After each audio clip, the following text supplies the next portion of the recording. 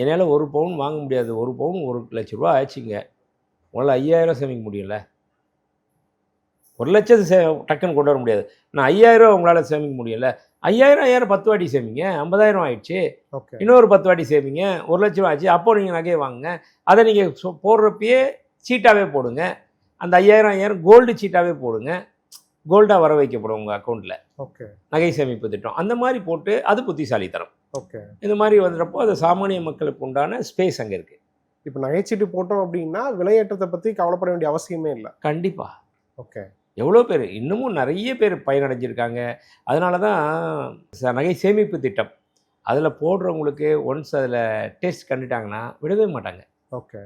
அது நல்ல ஒரு அருமையான திட்டம். அதை எப்படி சார் சூஸ் பண்ணுறது? இந்த நகை சேமிப்பு திட்டம் அது வந்து அந்த வியாபாரிகளை பொறுத்தா இல்லை அதை எப்படி சார் சூஸ் பண்ணுறது? இல்லை, அது 2 விஷயம் தாங்க நீங்கள் பார்க்கணும். ஒன்று, ஏன்னா நான் எதுக்கு கேட்டேன்னா அது ரிலேட்டடாகவும் நிறைய மோசடிகள் நடக்குது, பணத்தை இழந்த விஷயங்களும் நடக்குது. அதுக்காக நம்ம பேசுகிறோம். நீங்கள் நம்மளுடைய முதலீடு பாதுகாப்பான முதலீடாக இருக்குன்னா நாம் தான் கொஞ்சம் கண்ணை விழித்து பார்க்கணும். இன்றைக்கி நீங்கள் நம்ம கவர் ஸ்டோரியில் சொல்லிட்டோம் அப்படின்றதுக்காக மக்கள் வந்துட்டு உடனே எடுத்துகிட்டு போய் நகைச்சீட்டில் போடுறது, நான் இதில் போட்டுட்டேன் அதில் போட்டேன்.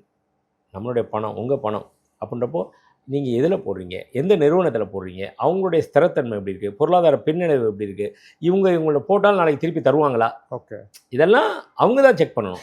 நம்ம வந்து டேரெக்டாக இதில் போடுங்கன்னு சொல்ல முடியாது, மார்க்கெட்டிங் பண்ண முடியாது. அதுக்கு எதுவும் அரசு வரைமுறை ஏதாவது இருக்கா? இல்லை, அரசை பொறுத்த வரைக்கும் இது வரைக்கும் வரைமுறை வந்து சீட்டில் கிடையாது. சீட்டில் என்ன சொல்லியிருக்காங்கன்னா லாங் டேர்மில் வைக்கக்கூடாது. 11 மாதங்களில் சீட்டை போட்டு பப்ளிக் பணத்தை நீங்கள் வச்சுருந்தீங்கன்னா 12ஆவது மாதம் திருப்பி கொடுத்துடணும் அப்படின்னு இருக்குது. ஆனால் அது வந்து லிமிடெட் கம்பெனிக்கு, ப்ரைவேட் லிமிடெட் கம்பெனி இருக்கு இல்லையா அவங்களுக்கு. பட் ப்ரொப்ரைட்டர்ஷிப் கன்சர்னோ இல்லை பார்ட்னர்ஷிப் கன்சர்னோ அதுக்கு வந்து கணக்கு கிடையாது. 15 மாதங்கள் 20 மாதங்கள். அதனால் நீங்கள் உங்கள் வீட்டுக்கிட்ட நம்ம இதை பார்க்குற வாடிக்கையாளர்கள், நம்மளுடைய வியூவர்ஸ், அவங்க எங்கே வேணால், ஒருத்தர் திருப்பூரில் இருக்கலாம், இன்னொருத்தர் மானாமதுரையில் இருக்கலாம், எங்கே வேணா இருக்கலாம் இல்லையா. அதனால் அவங்கவுங்க அந்தந்த ஏரியாவில் இருக்கிற நகைக்கடையில், உங்களுக்கு தெரிஞ்ச நகைக்கடைகளில் நீங்கள் சீட்டை போடலாம். தாராளமாக சீட்டை போட்டுட்டு அவங்களுடைய பர்ஃபார்மன்ஸ் எப்படி இருக்குன்னு நீங்கள் பார்த்துக்கணும். மாதம் மாதம் போய் சீட்டு கட்டுறப்போ அவங்களுடைய வளர்ச்சி பாதை எப்படி இருக்குது. ஏன்னா நீங்கள் கூட ஒரு பார்ட் ஆஃப் ஒரு பார்ட்னர் தான் சொல்ல போனால் அந்த கடையில். ஆமாம், அந்த நகைச்சீட்டோட ரொட்டேஷனே அதுதான். அப்படி தானே. அப்படின்றப்போ அது எப்படி இருக்குன்னு நீங்கள் பார்த்துக்கிட்டே இருக்கணும், கண்காணிக்கணும். பார்த்துட்டு அதை நீங்கள் வாங்கிறது, அந்த மாதிரி இன்வெஸ்ட் பண்ணுறது நல்ல விஷயம்.